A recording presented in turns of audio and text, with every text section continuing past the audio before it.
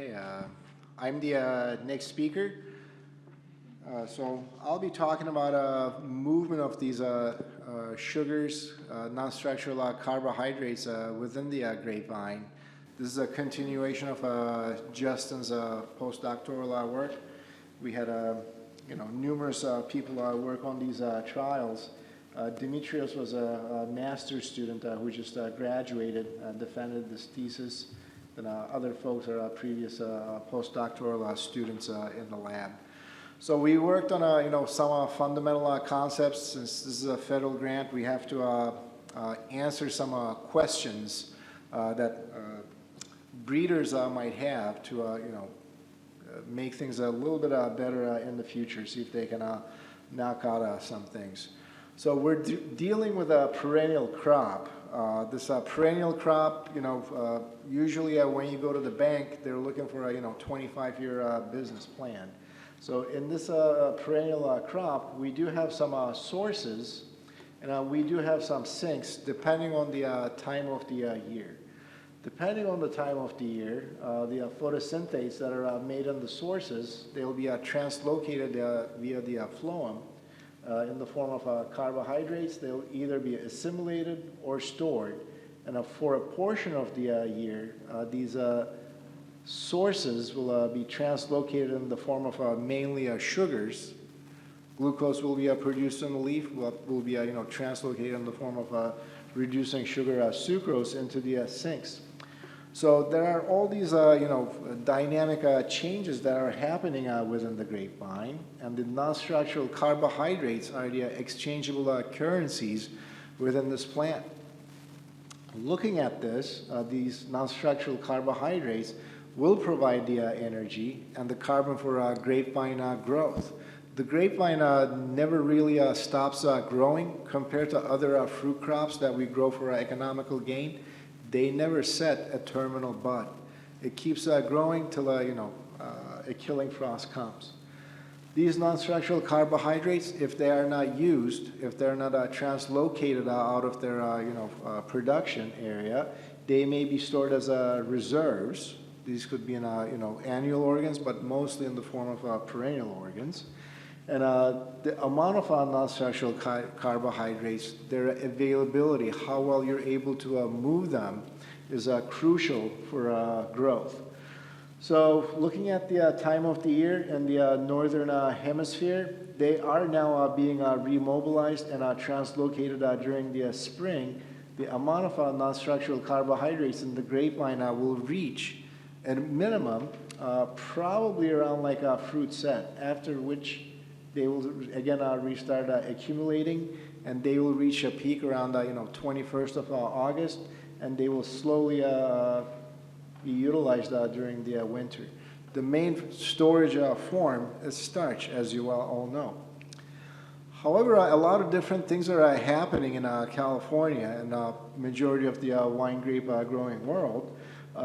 We are seeing a lot of differences on how grapevines are expressing themselves, such as earlier growth initiation, erratic bud break, spring frost risk. And these are all modulated by the temperatures that the grapevines are being faced with, whether it's brought on by droughts or heat waves, etc. The effect on our whole grapevine physiology is, of course, initially on the local carbon budget and how well it's translocated, and a synchronism of growth resumption in the spring. Again, this is going to be thermally regulated. The signaling of how these are transported, the contribution both from the xylem and the phloem, the conductive tissues in the grapevine, the local genetic control is also going to be thermally regulated.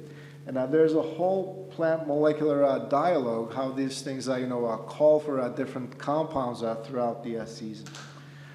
Water availability is, of course, required for cell growth and photosynthesis, and of course, redistribution of these carbohydrates.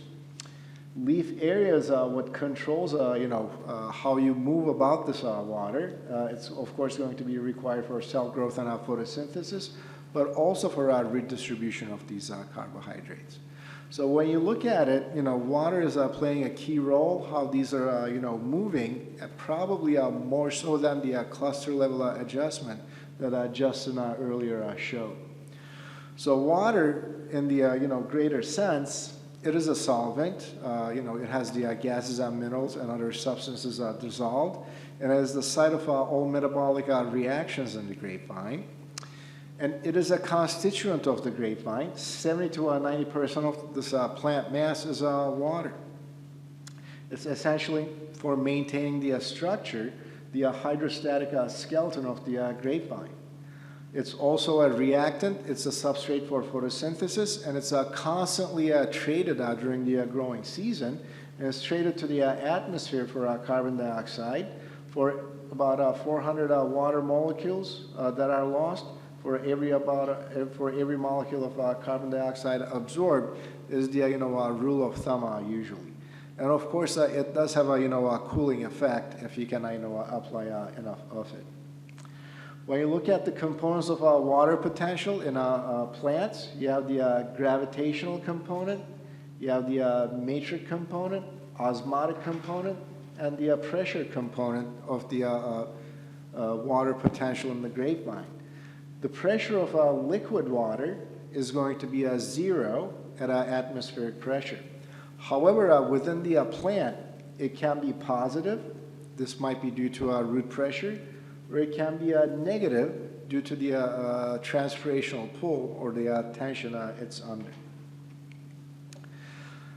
How sugars move from sources to sinks, it was explained by a German physiologist called Munch. It's the mass flow mechanism of the phloem. The two conductive tissues in the grapevine, the xylem and the phloem, they're essentially riding next to each other. The xylem flow, the water flows up the plant. It moves acropedally. In the phloem, the sugars and other dissolved substances might move both bicipitally and acropedally, and they might move between the phloem and the xylem. The way sugars move is with the assistance of sugar transporters that are indicated by these purple dots. This thing is like a puppet theater. I don't have a very good control of the thing. The purple dots are the sugar transporters. As the sugars are produced, and mostly in the form of glucose through the result of photosynthesis, reducing sugar, sucrose, is going to be loaded onto the phloem due to the difference in osmotic pressure. The osmotic pressure differential between the xylem and the phloem will help push this, sugars down to wherever they might need to go, whether it's like roots, sugars, or other storage organs. So that's just the basis of how sugar moves within the plant. So there are sieves and companion cells that might introduce some sort of resistance to introduce a little bit more osmotic pressure to help the sugar move into the transpirational stream. However, this is how it happens in mostly unaffected plants. So when you look at the canopies, as Justin talked about, it's to the role of the canopies is to fix carbon, and as you fix carbon, you're going to make sugar. As you increase the rate of photosynthesis, you're going to ripen a lot faster. So as a person who spent half their career in Kaan County around Bakersfield area, I'm well too aware of making this photosynthetic rice too fast and ripening too fast. But mainly this is a function of more exposed leaves compared to less exposed leaves that might be resident in the canopy interior. But in the end, we're essentially reducing carbon in the presence of light to push out photoassimilates mainly to the sugar to have an economical gain. And to make it simpler, the photoassimilates travel within the plant and bicipitally from the leaves down through the shoots, through the trunk, and through the roots. And this can be controlled with girdling, depending on when you girdle. If you girdle it soon after a fruit set, if you disrupt the phloem flow, a lot of the clusters will accumulate a lot of these non-structural carbohydrates compared to the roots. Not much will be moving out there. So it's a simple mechanism such as this. Nevertheless, the non-structural carbohydrates go out to all the organs in the grape plant. They're highly dependent on the grapevine organs. These are total soluble sugars made by the leaves. So again, a lot of them are going to reside in the leaf because there's a finite capacity of what you can push out of the leaves. Apart from the total soluble cells that go into the fruit, they will mainly accumulate in the leaves, but they will be converted in the form of starch and then be resident in the roots if they are not used. In the case of grapevine red blotch infected plants, carbon translocation is impeded, and that's what we thought was happening when we compared soluble salts accumulation to anthocyanin production or biosynthesis per berry. The red line here is red blotch infected grapevines. The blue line is non-infected. As you can see, non-infected grapevines reach a peak of total soluble solids of 21 degrees, a lot faster, and they make a lot more anthocyanins compared to infected grapevines. Of course, the hydric potential of the rootstock has an effect. Anita and I worked on this, a lot earlier. It was like 6 or 7 years ago. I can't remember now. But the hydric potential has an effect on how the sugar moves within these plants, and this is how the vigor mechanism is explained in these different rootstocks. Nevertheless, we set up this trial to see if we can move sugars out of these source tissues into the sinks by influencing mass flow, the Munch flow in the grapevines. And we said, can we mitigate the effects of this virus by increasing or decreasing the applied water amounts? And can we improve carbohydrate translocation within these plants? Looking at it from source to sink, we want to export more carbohydrates to the sink. The trial was done at the Oakville station. As Justin mentioned, it's a bale silt loam. It's a Cabernet, clone 8, grafted onto a 110 rootstock. It's a 6x8 vineyard, and orientation is kind of weird, northeast to southwest. So the canopies tend to get hot in the summertime. So we have these articulated canopies, as I call them. There's a division in the canopy like a mini lyre. There's a 30-degree angle on each side, so it's opened in the middle at 60 degrees. However, there are spur-pruned bilateral cordons, and there are 3 catch wires that opens up this canopy. And that canopy is, of course, vertically positioned to have this nice display of clusters in this case. The experiment was factorially arranged. We had a 2x3 arrangement with 4 replications. The plants were tested for presence of red blotch virus, fan leaf virus, and all the leaf rolls, and we also tested for rupestris stem pitting.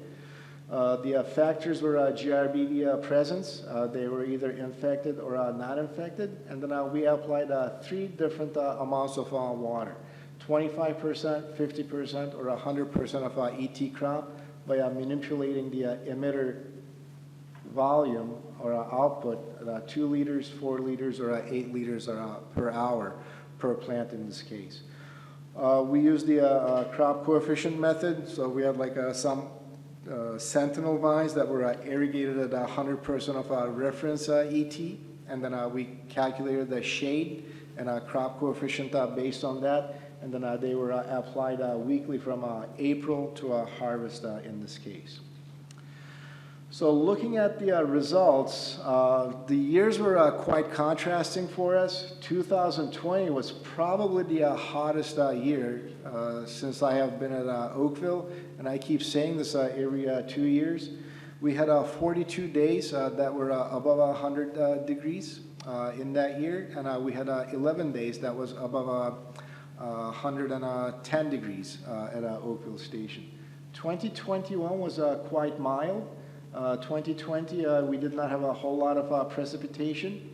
And 2021, it was a little bit better, but again, we were 3 times less than what we would normally receive in precipitation. Looking at the primary metabolism response, again, stem water potential, stomatal conductance, net carbon assimilation. These are integrals of these values. This is the whole season response. There are transient effects of photosynthesis and stomatal conductance being affected by the viruses and the irrigation. But response to irrigation in grapevines is chronic. So, however, when you look at the plant water status, we are seeing the same response as in the previous other trial. Presence of virus improves plant water status. There's water available in the plant. However, it's not being used to its best ability.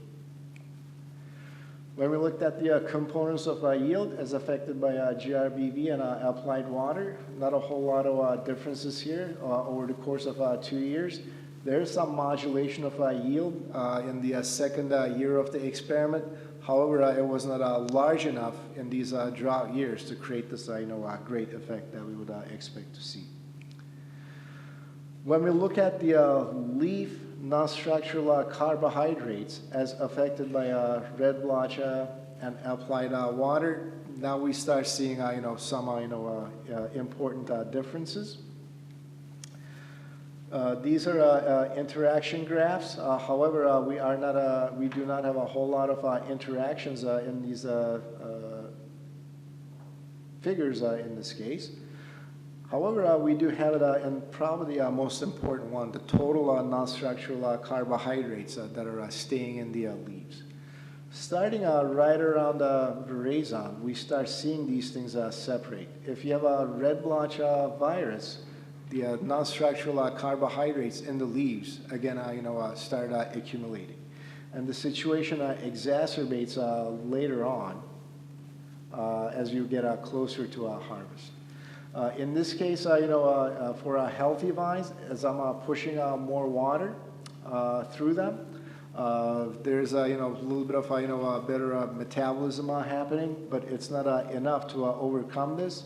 The presence of virus is getting the sugars stuck in the leaves.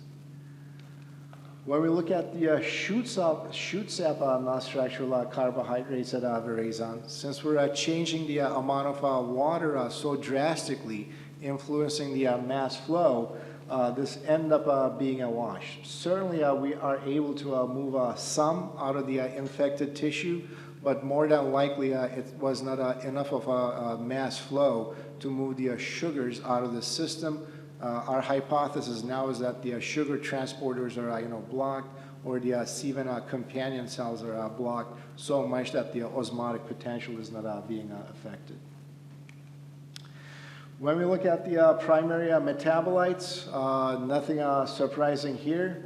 We do see a little bit a larger berry mass with a red blotch infection. As I manipulate the amount of applied water, I see ripening occur faster with the uninfected plants.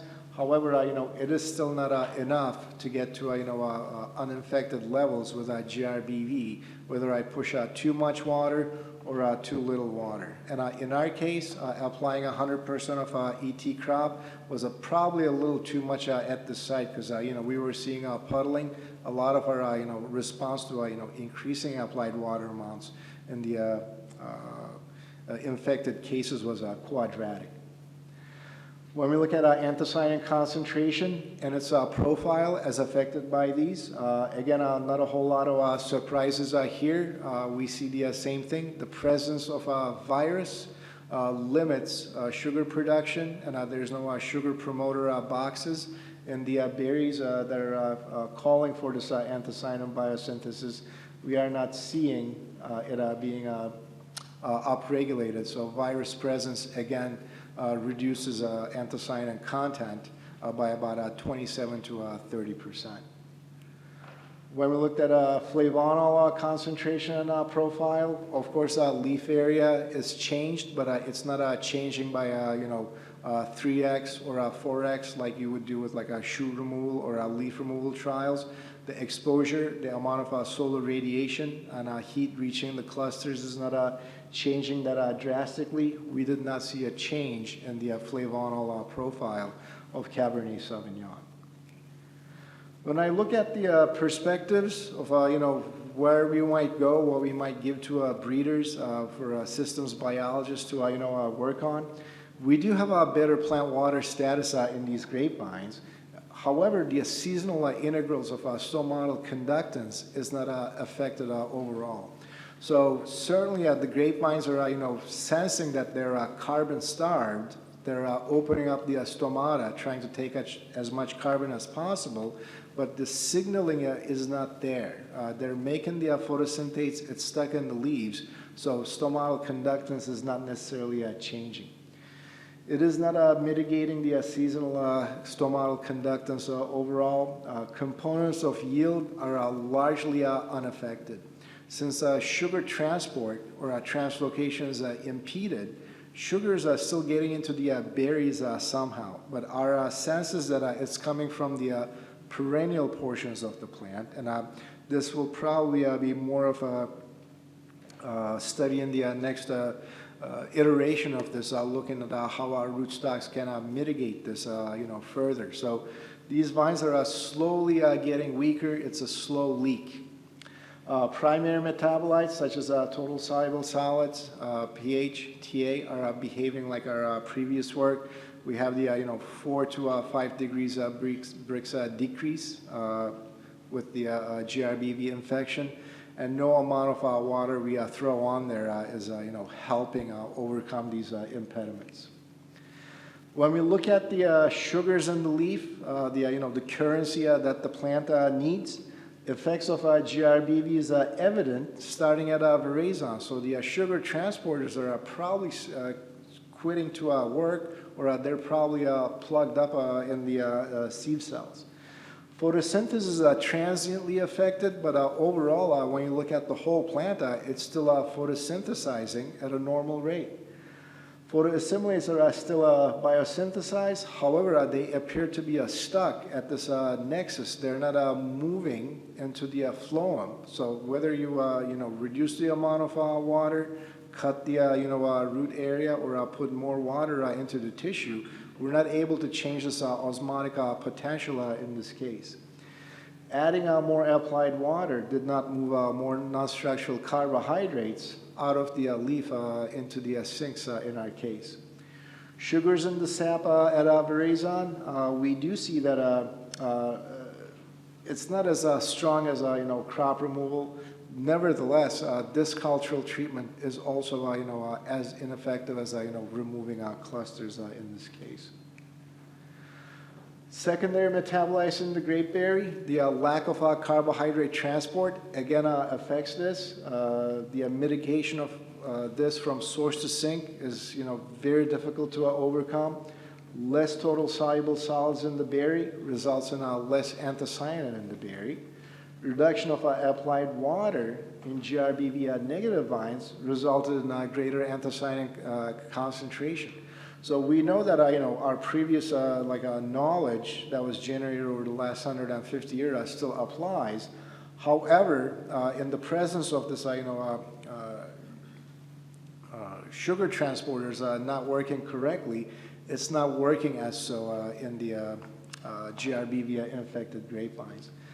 In the end, the impediment of carbohydrate translocation with GRBV is too strong to overcome, even in a perfect place like Oakville to grow grapes, where stresses occur at the correct time. It's still too large to overcome with applied water. So with that, I'd like to thank the USDA NIFA, our PI on the project, Anita, and all the lab members, Justin, Lauren and Maria are here today, and of course, a lot of people work on these projects. They're quite involved. It takes a lot of time to make these analyses in the end. So if I have time, I can take questions. Can you go over the rootstock effects between the 110R and the 420A?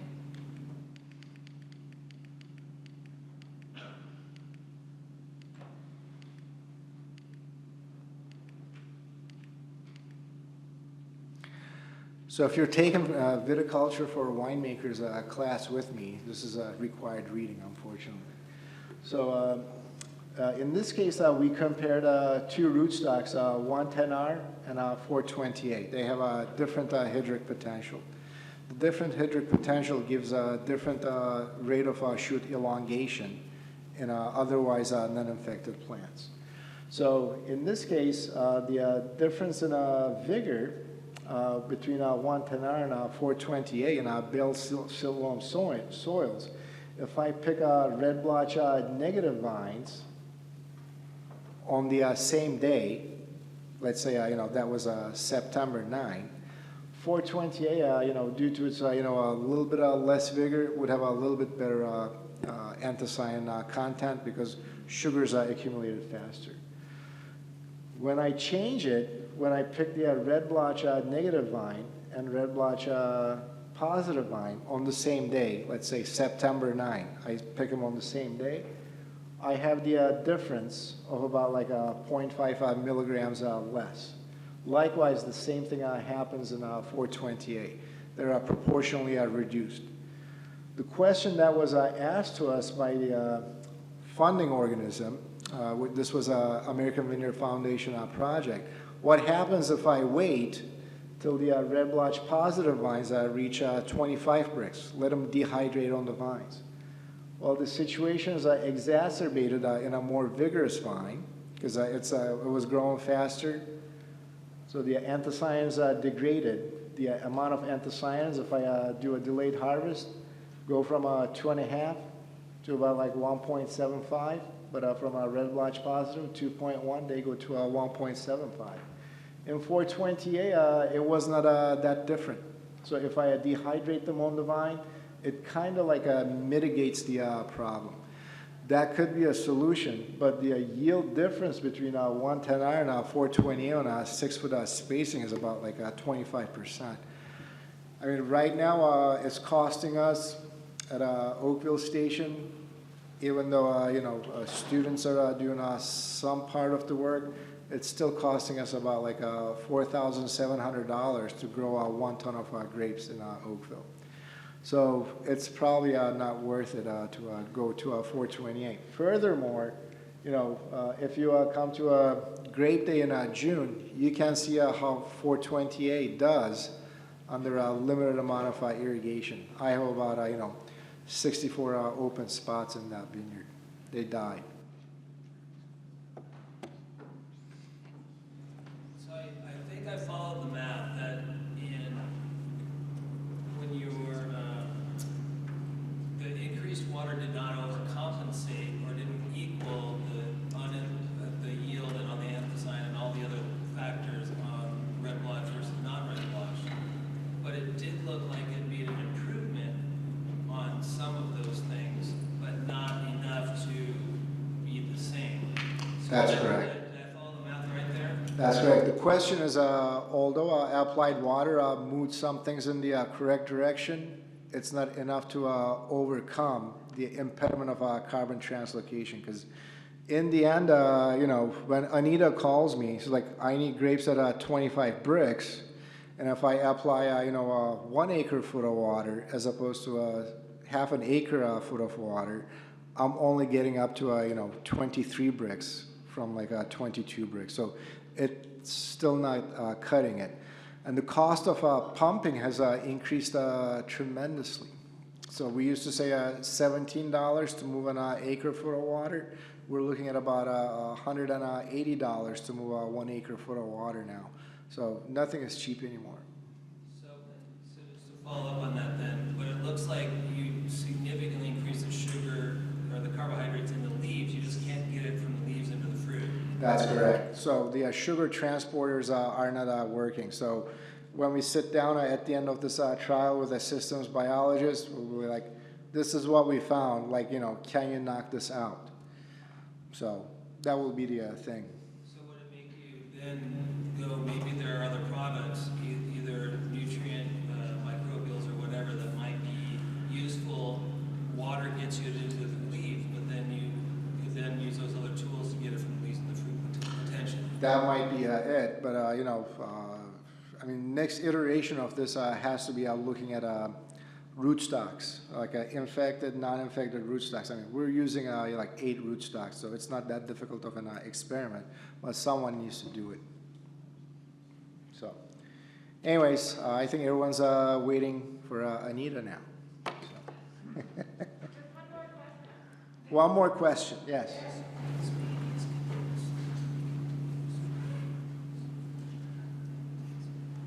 Did structural carbohydrates decrease or increase?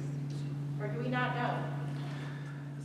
In relation, the question is, did the non-structural carbohydrates increase or decrease? I'm assuming this is to applied water amounts. In non-infected grapevines, they did increase, and we were able to move them into the correct tissue. In GRBV infected grapevines, they did increase, but they did not move out of the tissue to the sinks.